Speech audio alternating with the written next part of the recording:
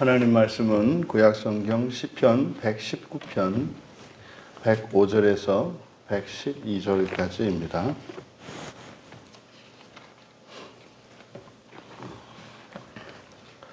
우리 같이 한 목소리로 함께 읽겠습니다. 주의 말씀은 내 발의 등이요 내 길에 비치니이다.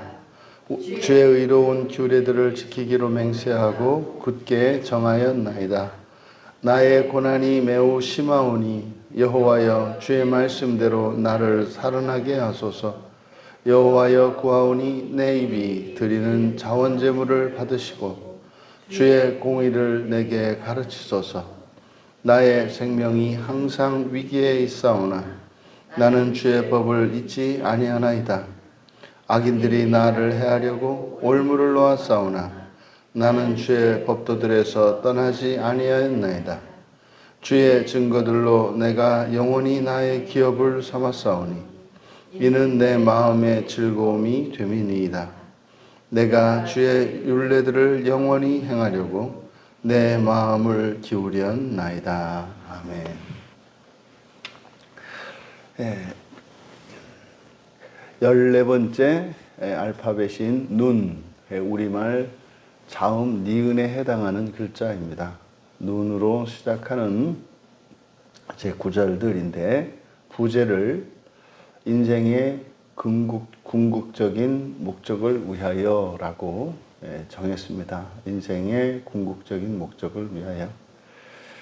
본문은 또 이제 구약에서 우리가 읽어낼 수 있는 부활에 대한 본문입니다. 그래서 이런 본문을 볼 때 정말 감사하고 또 이제 깜짝 놀라게 됩니다. 우리들이 가지고 있었던 이런 신앙 고백, 그러니까 그 첫째 부활과 하나님 나라의 영광에 대한 이런 가슴 벅찬 소망. 그러니까 하나님을 믿는 모든 신자들이 공통적으로 가지고 있었던 것임을 깨닫게 되는 거예요. 그래서 우리나라에 한 50년, 60년 전에 가면은 정말 우리나라가 전 세계에서 가장 가난한 국가 중에 하나였단 말이에요. 그래서 진짜 우리나라에서 나오는 해산물이든 농산물이든 쓸만한 것은 그저 갖다 다 내다 팔아서 어떻게 해서든지 외화를 벌어들이고 그렇게 살던 때가 있었죠. 근데 그때를 지금의 기준으로 어떤 경제 규모에 비춰봤을 때 지금 수준에서 그때를 되돌아보면 지금 이 시대에 가장 가난한 사람보다도 절대 다수가 못 살던 시대거든요. 그때는 정말로 밥 한 끼니 정말 양말 한 쪽, 그때는 양말도 이렇게 개어 신지 않은 양말이 없거든요. 그것도 한두 군데가 아니라 여러 군데. 그리고 색깔이나 맞추냐면 그렇지도 않거든요. 까만 양말에 빨간 거 덧대가지고 거기다 또 실은 또 하얀 실로.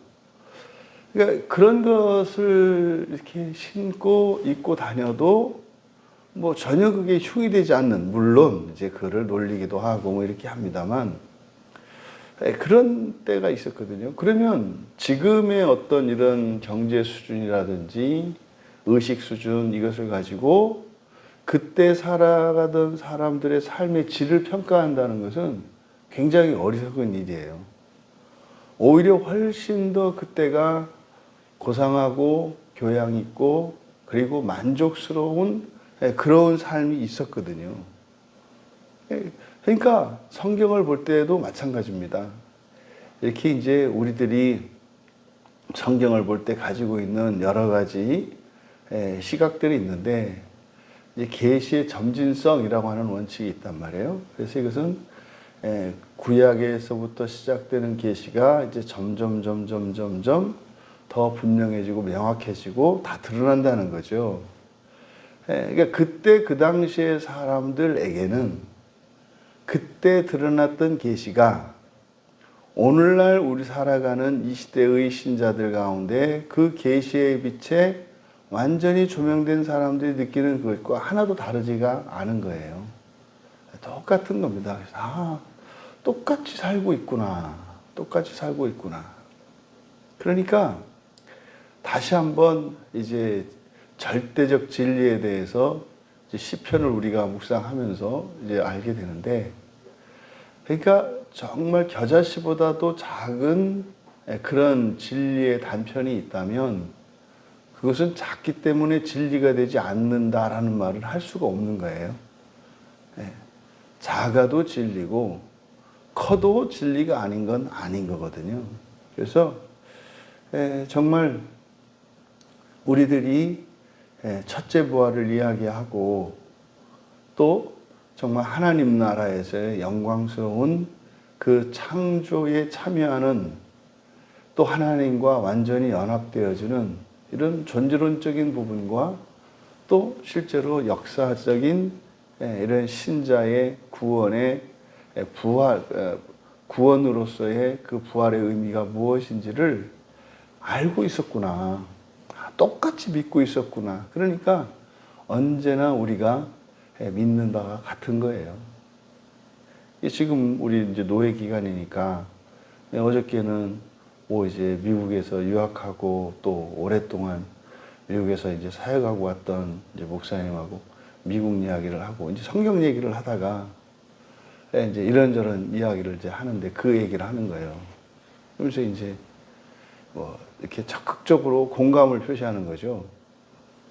그래서 이제 종말관을 물어봤더니 이제 역사적 전천년설적인 입장을 가지고 있더라고요. 근데 그게 미국에서는 대세라는 거예요. 근데 장로교 쪽은 무천년 쪽으로 넘어갔고요. 왜냐하면 이제 장로교 신학에서 가장 대표적인 신학교가 이제 웨스트민스터 신학교인데, 웨스트민스터 신학교가 이제 무천년적 입장을 지금 많이 고수하거든요. 근데 이제 미국에 있는 남침내교회,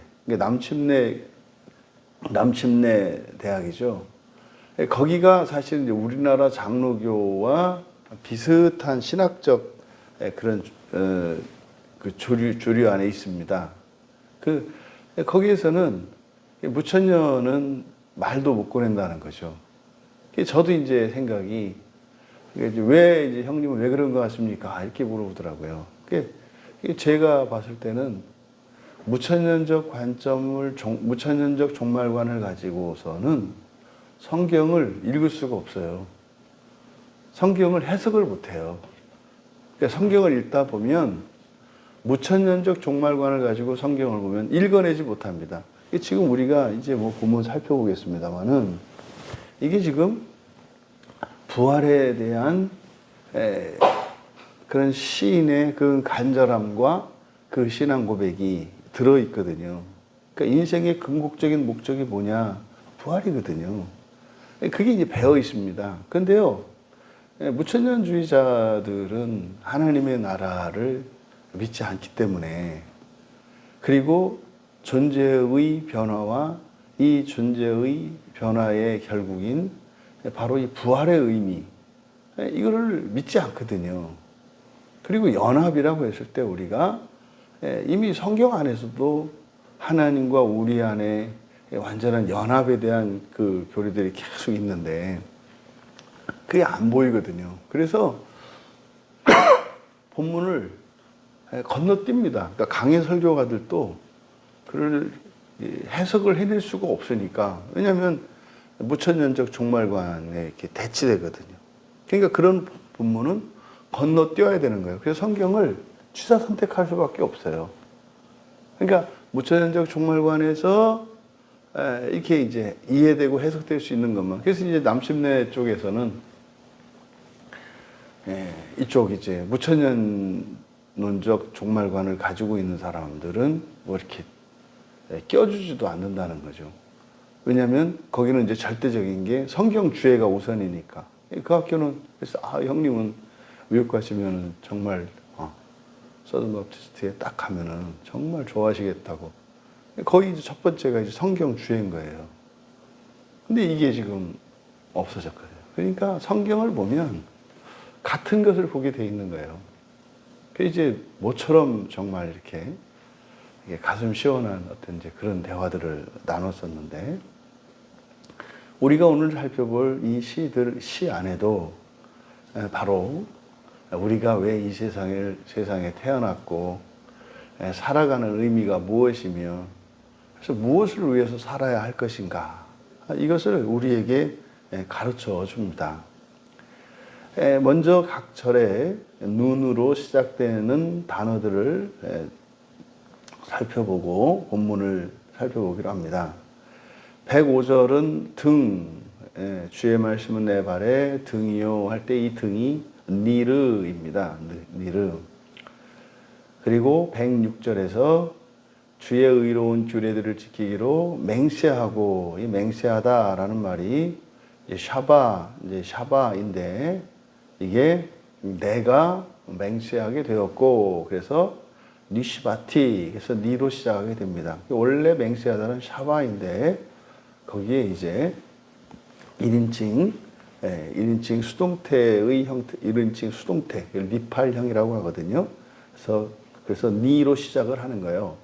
그래서 맹세하고, 이 단어가 106절의 첫 번째 단어고, 그리고 107절에 나의 고난. 그래서 여기도 나의 고난이 할 때, 여기에 이제 고난이 아나거든요. 그런데 이것이 나의 고난이, 내가 이렇게 고난을 당했다. 그래서 나네티 이렇게 됩니다. 그리고 108절에 자원제물이라고 번역된 이 단어가 바로 네바다입니다. 그래서 자원제물, 이 단어가 맨 앞에 있는 단어고, 그리고 109절에 나의 생명, 원래는 이제 네페시이지 않습니까? 네페시니까 니은으로 시작하잖아요.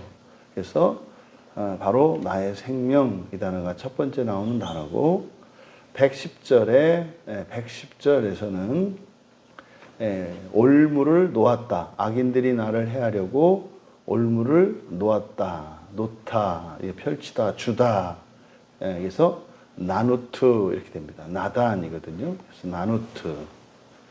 그리고 111절에서는 주의 증거들로 내가 영원히 나의 기업을 삼았다. 나의 기업으로 삼았다. 이게 이제 나할티. 그래서 이 단어가 눈으로 시작하는 첫 번째 단어이고, 그리고 마지막 112절에서 맨 끝에 기울였다, 기울이다라고, 내뻗다, 기울이다라고 하는 의미를 가진 나티티.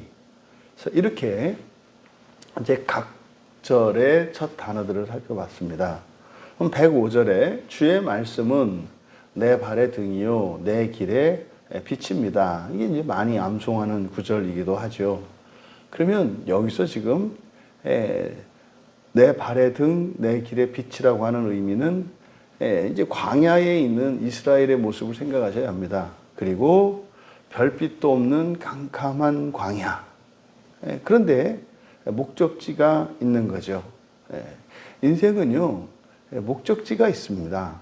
그러니까 진리라고 하는 그것이 사람들이 왜 사는가라는 질문이거든요. 목적에 대한 거예요. 궁극적인 목적에 대한 질문인데, 뭐 여러 가지 의견이 있을 수 있겠습니다만은 정확하게 그것을 못 알아고, 그리고 모든 사람이 설득될 만한 그 답을 못 내리고 있죠. 못 내립니다. 왜 태어났을까? 거기다가 왜 사람들은 시대적으로, 그리고 역사적으로, 환경적으로 다른 환경에 태어날까? 왜? 그리고 성별이 다르고 인종이 다르고 왜 민족이 다른가?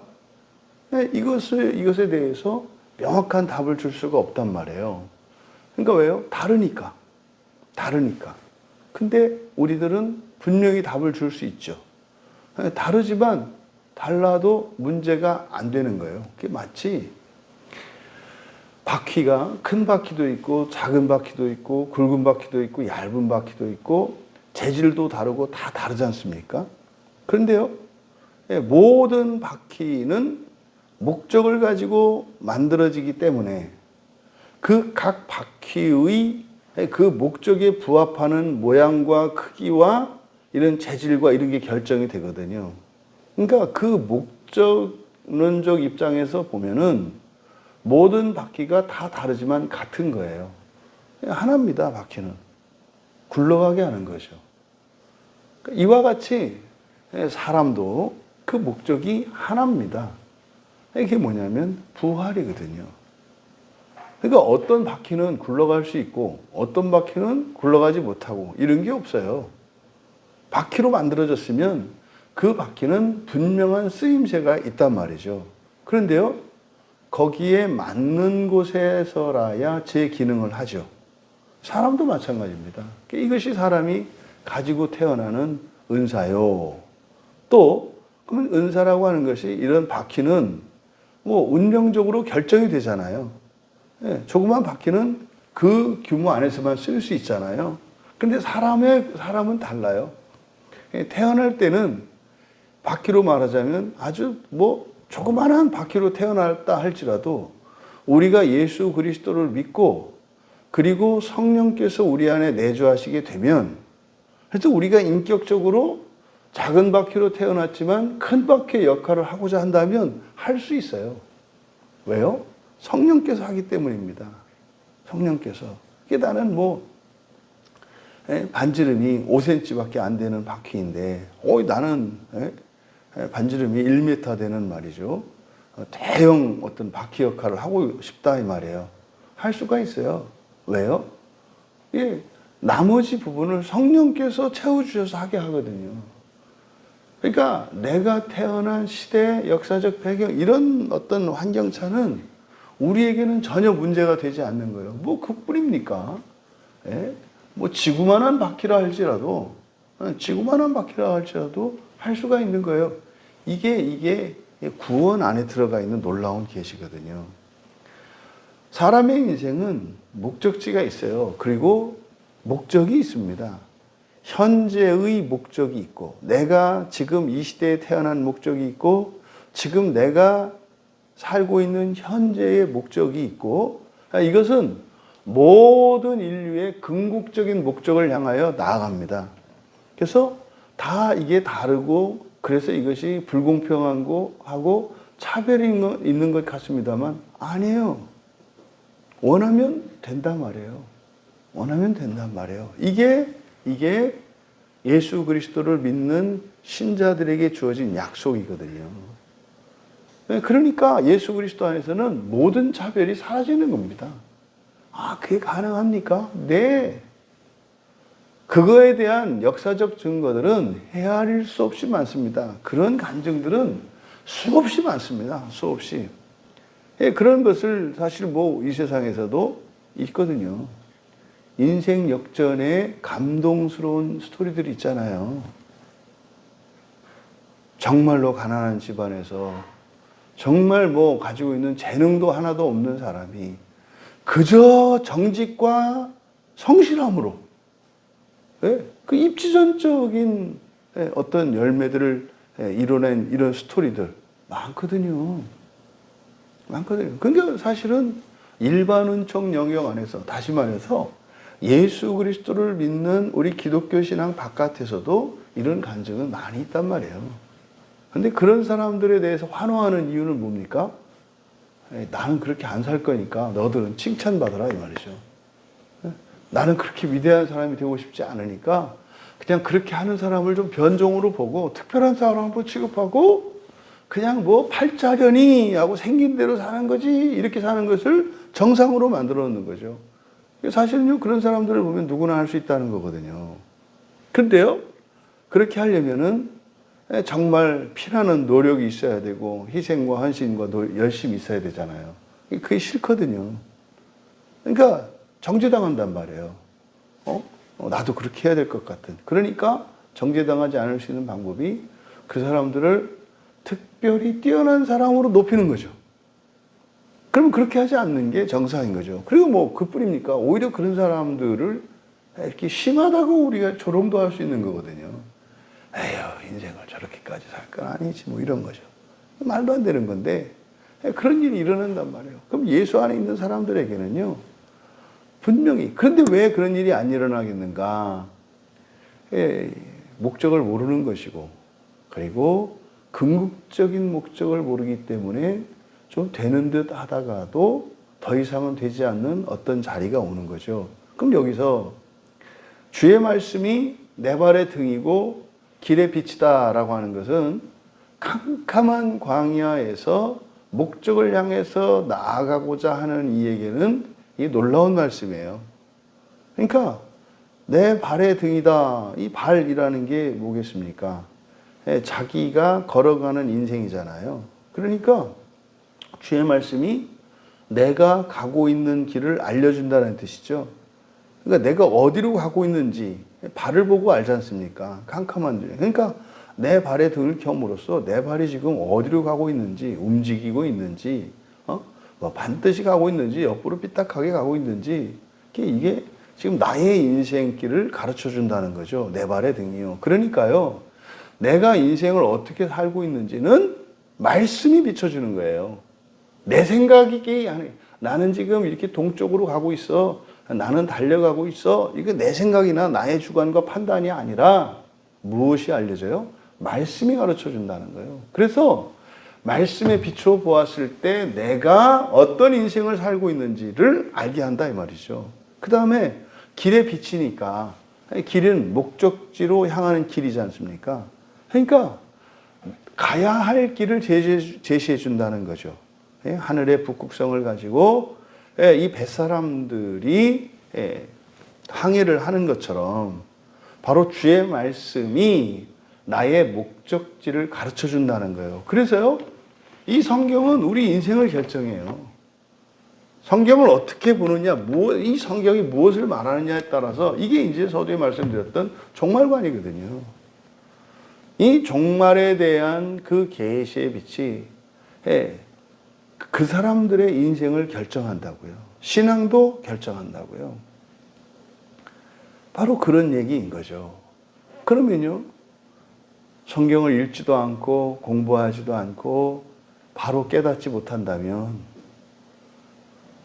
자기가 생각하는 것과 다른 인생을 살아가고 있고 자기가 추구해야 되는 가장 영광스러운 목적지에서 벗어나게 된다라고는 것을 우리가 알 수 있어요. 그러니까 성경을 보는 것은 이것은 종교적인 의무이거나 어떤 구원의 조건이 아니에요.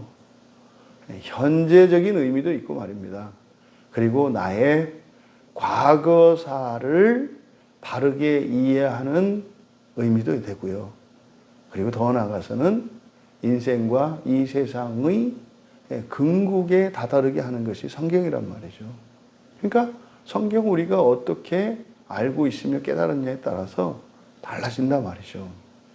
이게 지금 주의 말씀은 내 발의 등이요 내 길의 빛입니다라고 하는 시인의 고백이에요. 이거는요, 지난날 시인의 그 시행착오와 오류, 어리석음, 그것에 대한 고백이겠죠. 이제는 더 이상 그렇게 살아갈 필요가 없다는 거죠.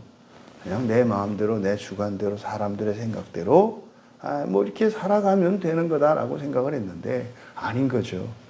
아닌 거죠. 여러분, 인생은 목적지가 정해진 길이라는 것을 우리는 성경을 통해서 배웁니다. 목적지는 정해져 있어요.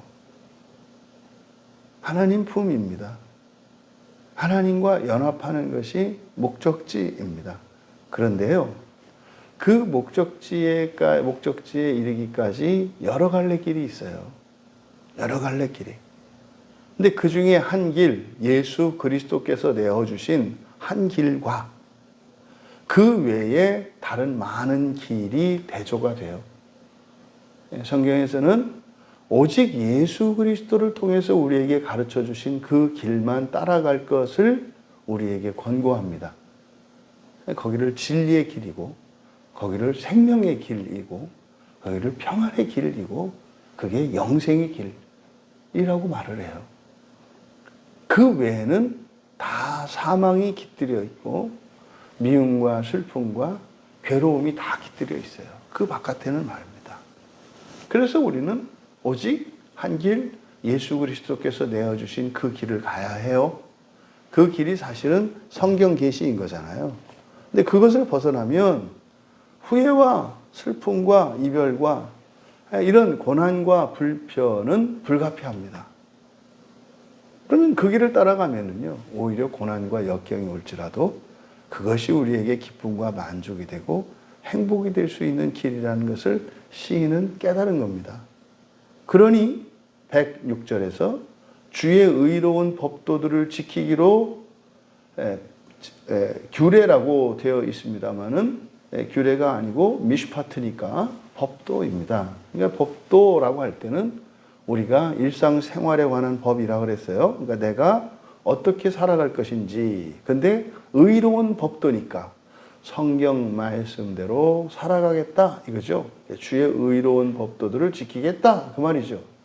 여기에 맹세하고 이렇게 되어 있는데 아까 이 단어가 눈으로 시작한다. 그래서 니팔형이다. 그럼 이게 수동태거든요. 니팔형이라는 게. 그래서 맹세하고가 아니라 내가 맹세하게 되었고 이렇게 됩니다. 내가 맹세하게 되었고. 그러니까 왜 되다라고 그랬어요? 이제 105절의 내용에 기초하기 때문에 그래요. 그러니까 전에는 어떻게 했다는 겁니까? 주의 의로운 법도들을 지키기로 맹세하지는 않았다는 거죠. 근데 이제는 이 말씀이 바로 내 발의 등이고 길의 빛이라는 것을 이제 깨닫게 되니까 이거 무조건 지켜야 되는 거네. 그래서 맹세하게 되었다 이렇게 말한 겁니다. 그리고요 의지적으로 굳게 정하였다 이렇게 되는 거예요. 예, 저는 우리 주일학교 아이가 했던 그 말이 참 이렇게 아마 오랫동안 기억될 것 같아요. 엄마, 내가 왜 성경을 봐야 되는지 알겠어요? 하고 혼자 책상에 앉아서 성경을 열어 그 성경책을 읽는 모습이 보지 않았는데 본 것처럼 이렇게 새겨졌어요. 그리고 그 말이 이렇게 떠나질 않아요. 너무나 이제 어쨌든 교회 목사로서 한 성도가 그렇게 왜 신앙생활을 해야 하고 왜 성경을 읽어야 되는지를 알겠다고 그래서 주도적으로 주체적으로 이렇게 경건 생활에 참여하는 그것이 사실은 목사인 저에게는 가장 큰 영광이고 가장 큰 기쁨이고 만족이거든요. 근데 시인이 그렇게 된 겁니다. 굳게 정하였습니다. 그리고 하나님의 그 법도가 전에는 말이죠. 나와는 생각이 다르니까 간섭하는 것으로 느껴졌는데 그게 아니라 의로운 법도라는 거죠. 완전한 길이라는 거죠. 성경에 있는 것이 내가 원하는 그것들이구나. 아니 그 이상이구나. 이것을 의로운 법도라고 한 거죠. 그러니까 몰라서 안 하는 거죠. 몰라서. 그 가치를 모르니까 안 하는 거죠. 이어 107절에 내가 매우 심하게, 지금 우리말 성경은 명사로 번역을 했거든요. 나의 고난이 매우 심하오니 이렇게 명사로 번역을 했는데 아나의 니팔령으로 이게 이제 동사거든요. 그래서 고난을 당하다 이렇게 되는 거예요.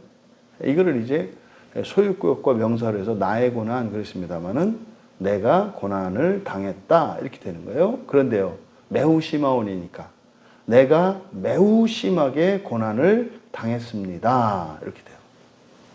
여호와여 주의 말씀대로 나를 살아나게 하소서. 여기 이제 나를 살아나게 하소서라는 말에 밑줄을 치시고 이게 이제 시편에 5번 나오는데 마지막이거든요. 요 107절이 나를 살아나게 하소서. 여러분들은 이 말을 들으면 어떤 말씀으로 들리세요? 마치 무덤에 있던 나사로가 하는 기도 같아요. 그리고 죽어서 음부에 있는 이들이 아직 부활의 준비가 되지 않은 이들, 사실은 지옥이거든요. 지옥에 있는 이들의 외침과 같이 들리거든요, 저에게는. 이 시편에 5번 나오는 나를 살아나게 하소서라고 하는 이 표현은 바로 이게 정말의 부활에 대한 기도입니다. 나를 살아나게 하소서. 사실은요, 이 세상을 살고 있는 모든 사람들의 외침이 다 이거거든요. 나를 살아나게 하소서. 예수님 말씀에 따르면 영원한 생명으로, 그리고 그 나라에서, 그리고 주님이 오실 때 즉시, 이거죠. 나를 살아나게 하소서. 그러니까 놀라운 거예요. 그러니까 이 시편 119편에서 나오는 이 5번의 이 고백, 나를 살아나게 하소서. 이게 25절, 37절, 그리고 40절, 88절, 그리고 여기 107절, 이렇게 이렇게 5번이 나오거든요.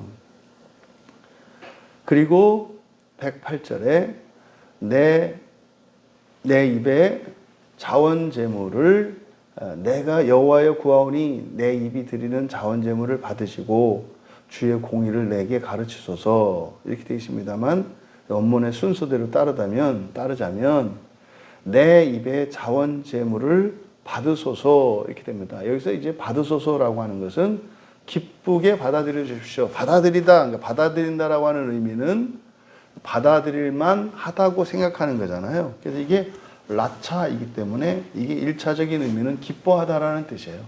기뻐하다.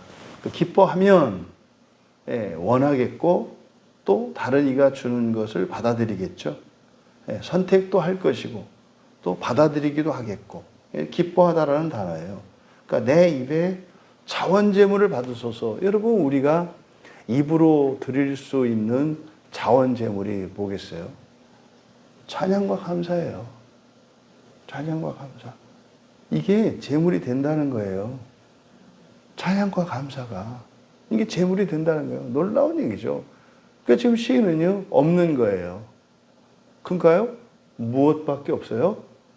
찬양과 감사밖에 없는 거예요. 이게 지금 내 입의 자원제물입니다.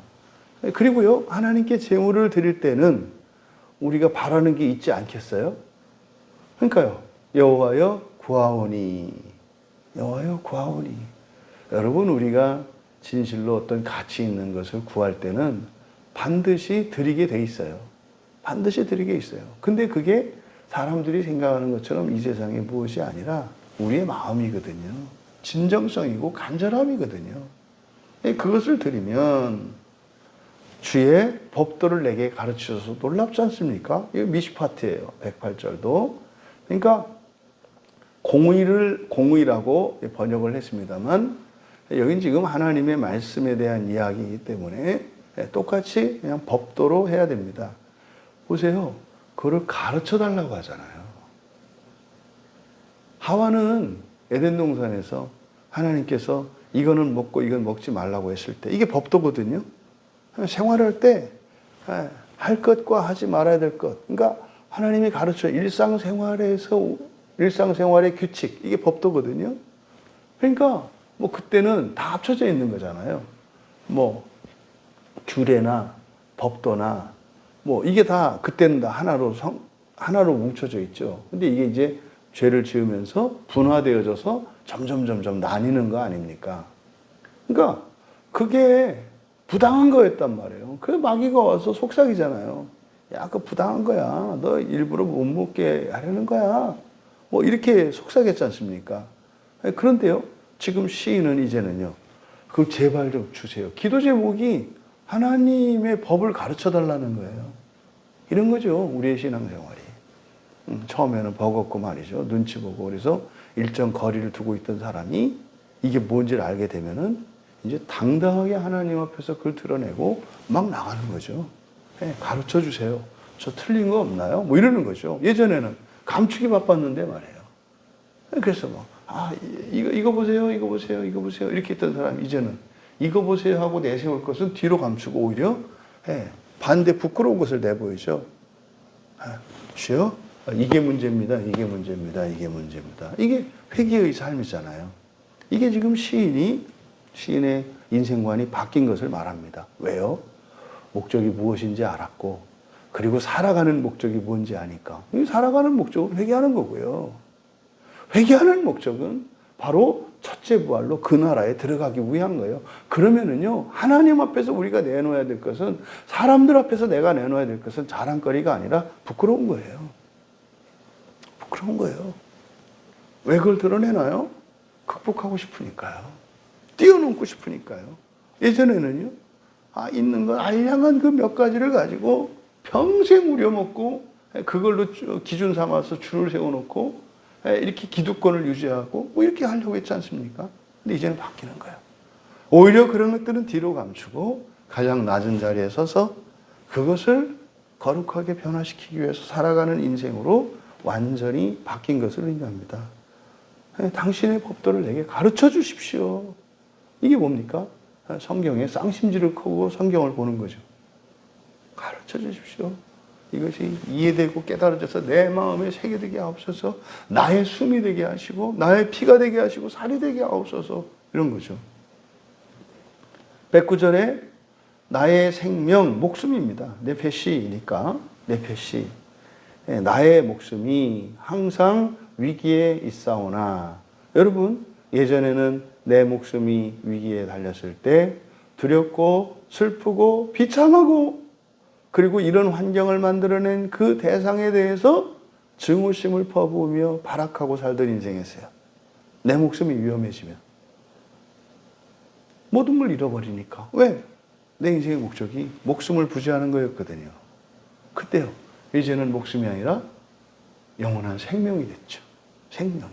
그러니까요, 이제는 그 목숨이 위기에 처했을지라도, 근데 보니까요, 그게 내가 돈 떨어지고 병 들었을 때만 목숨이 이렇게 위태로웠던 것이 아니라 원래 항상 위기 가운데 있었던 것임을 깨닫게 되는 거예요.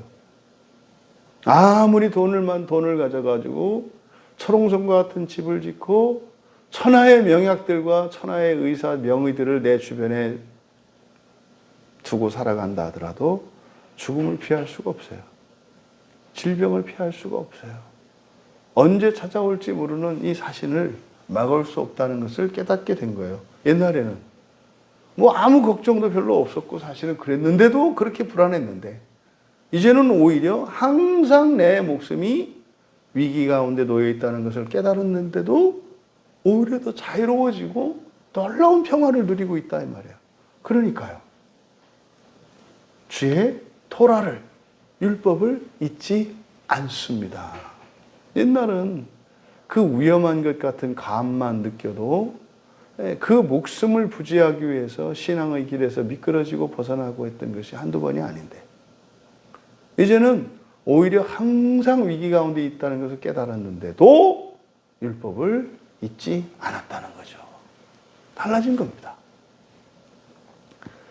110절에 악인들이 나를 해하려고 올무를 놓았사오나, 여기서 악인들이라고 하는 것은 나에게 해를 끼치는 사람들이지 않습니까? 덫을 놓고 함정을 파고, 그럼 사실은 그런 것 때문에 불안해서 말이죠. 그 대비책을 세워야 되고, 또 그들에게 이렇게 적절한 대응을 해야 되고, 그렇게 하느라고 하나님 말씀에서 떠나는 거죠. 왜? 내 살 길을 스스로 자구책을 강구해야 되니까. 근데 이제 바뀐 거죠. 나는 주의 법이라고 되어 있습니다만 여기 피쿠드입니다. 교훈이죠. 그러니까 뭐 구체적으로 이렇게 안 하더라도 그냥 법도 규례 이런 것들을 그냥 하나님의 말씀으로 이해하시면 돼요. 하지만 원문에서는 어쨌든 피쿠드라고 되어 있으니까 주의 교훈들에서 떠나지 않았습니다. 놀라운 변화예요. 예전에는 힘들고 어려운 일이 생기면 교회 안 나왔단 말이에요. 그거 해결할 때까지, 예전엔. 근데 지금은요, 이제 그것이 나의 경건의 일상이 돼서 그것 때문에 그런 환경에 의해서 내 신앙이 요동하지 않는 거죠. 또 내 일상을 살아가는데 내 양심의 법이 하나님 말씀을 따른 살아가는 그 양심의 법에서 물러서지 않는다는 거예요. 그러면요, 이제 환경을 지배하는 인생을 살아간 거예요, 이 사람은. 환경을 지배해요.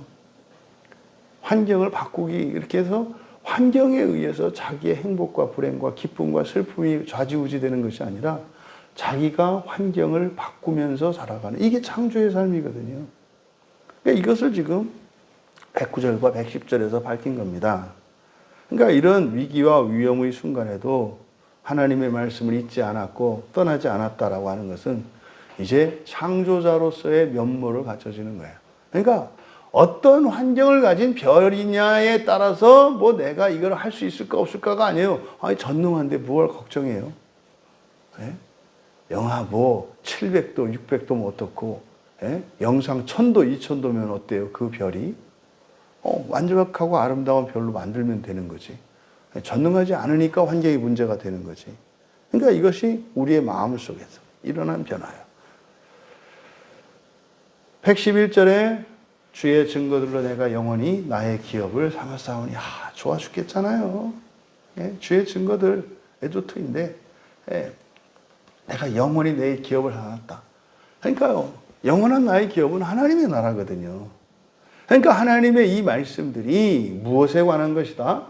하나님 나라에 관한 것이다. 하나님 나라에 대한 약속인 것임을, 하나님 나라로 인도하는 길임을, 하나님 나라를 위해서 어떻게 살아야 되는 것임을 알게 되었다는 거예요. 그래서 그것을 나의 기업을 삼았다라고 하는 거지, 이게 그냥 어떤 은유적인 표현이 아니다 이 말이에요.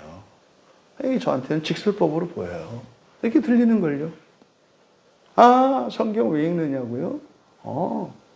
바로 그 첫째 부활의 목적지를 향해서 나아가는 길이 성경 읽는 거예요.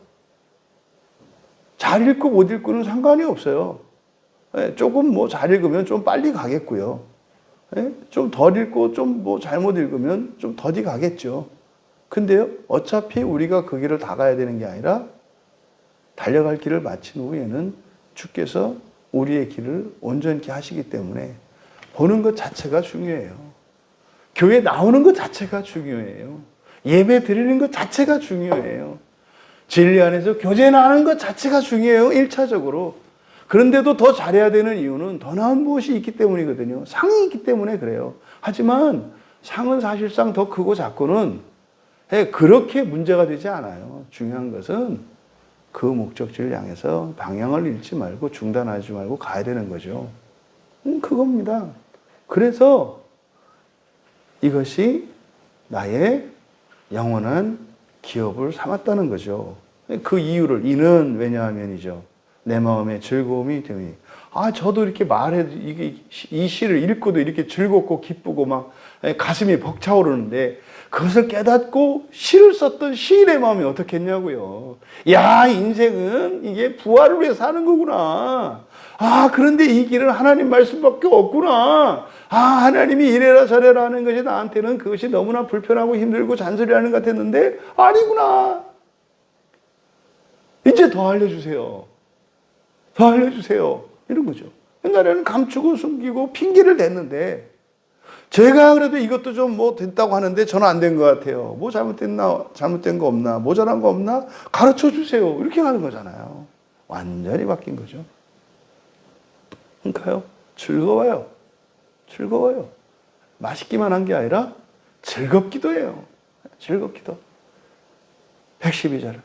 내가 주의 율례는 종교적인 규칙들이잖아요. 율례들을 영원히 행하려고 내 마음을 이게요, 막 좋고도 아파요. 여기서 지금 111절에도 영원히가 있고 112절에도 영원히가 있잖아요. 그러니까 111절에 영원히라고 번역한 이 단어는 흔히 말하는 르올람, 그래서 영원을 위하여. 그 영원은 사실은 오랜 기간을 나타내지 않습니까? 이거를 하나님 나라의 기간을 말한다. 그래서 영원히라고 번역된 대부분의 단어들은 하나님 나라를 위하여라는 의미거든요. 근데 그걸 영원히라고 되어 있어요. 근데 여기 지금 112절에 영원히라고 하는 것은요, 르올람 에케브예요. 그러니까 영원히로 번역되는 르올람 외에 에케브라는 말이 들어가 있거든요. 르올람 에케브. 에케브는요, 결말이라는 뜻이에요. 결말. 그러니까 영원은 특정 기간이라고 그랬잖아요. 그러니까 우리가 살아가는 이 시대도 올람이에요. 우리가 시대 구분을 하는 고대, 중세, 근대, 현대 하는 이런 시대 구분들 있지 않습니까? 이런 단위의 시간들 중에 긴 기간, 이게 올람이거든요. 그런데 성경에서 이 올람을 이야기할 때는 주로 그 하나님 나라의 그 기간을 의미해요. 그런데 실제로 이걸 복수형으로 쓰일 때 시대들, 그러니까 그것은 모든 시대를 의미하거든요. 근데 대부분은 그래서 단수형으로 르올람 그러면 그 기간, 그 시대, 그 세대 이런 의미거든요. 그런데 112절에서는 에케브를 넣었어요. 에케브는 결말이라는 뜻이라고요. 끝. 그러니까요. 결말의 영원을 위하여. 무슨 말이에요? 마지막 시대죠. 첫 창조 세계의 마지막 시대가 어디예요? 하나님의 나라예요. 그리고 새하늘과 새 땅, 새 시대가 열리거든요. 그러니까 그 올람의 마지막, 결말의 영혼이에요. 그냥 결말의 영혼을 위하여 행하기로. 그러니까요, 미슈파트 법도는 일상을 살아가는 규칙들이고 이 후카 또는 호크는 신앙의 규칙들인데, 신앙의 규칙들이라고 하는 것은 무엇을 위한 거라고요? 하나님 나라를 위한 거래요. 하나님 나라를 위한 거래요. 그래서 이거를 결말의 영혼을 위하여 당신의 율례들을 행하기로 내 마음을 기울였습니다. 그러니까 확정한 것이 아니라 그것은 뭐예요? 계속 기울어져 가는 것임을 나타내요. 왜냐하면 오늘 예배 드렸다 그래서 오늘 여기서 부활하는 게 아니거든요. 여러분, 인생의 궁극적인 목적이 부활이라는 것, 그리고 우리가 살아야 할 진짜 인생은 하나님 나라에서의 인생이라는 것. 그때 우리의 모든 장애가 사라지고 한계와 무능력이, 그리고 무지가 오해가 다 사라져요. 어떤 환경이라도 완벽한 창조 세계로 만들 수 있는 능력과 힘이 여러분에게 발현이 돼요. 여러분, 이 시인의 고백을 통해서 오늘날 살아가는 우리 신자들의 인생관과 신앙 고백을 한번 생각해 보자고요. 여러분, 인생의 궁극적인 목적을 위하여 살아가시기를 주님의 이름으로 축원합니다. 존귀하신 하나님, 하나님의 말씀을 통해 저희들의 존재의 그 영광이 얼마나 크고 놀라운 것인지, 인생이 얼마나 아름다운 것인지, 그러하마도 현재의 삶에서는 그것이 도저히 가늠할 수 없을 만큼 높고 영광스러운 것임을 깨우쳐 주시니 참으로 감사합니다. 현재의 어떠함에 만족하거나 그것으로 두려워하거나 위축되지 않게 하시고 인생의 궁극적인 목적을 위하여 변함없이 담대하게 살아갈 수 있도록 은혜를 내려 주시옵소서. 감사하며 예수님의 이름으로 기도하옵나이다.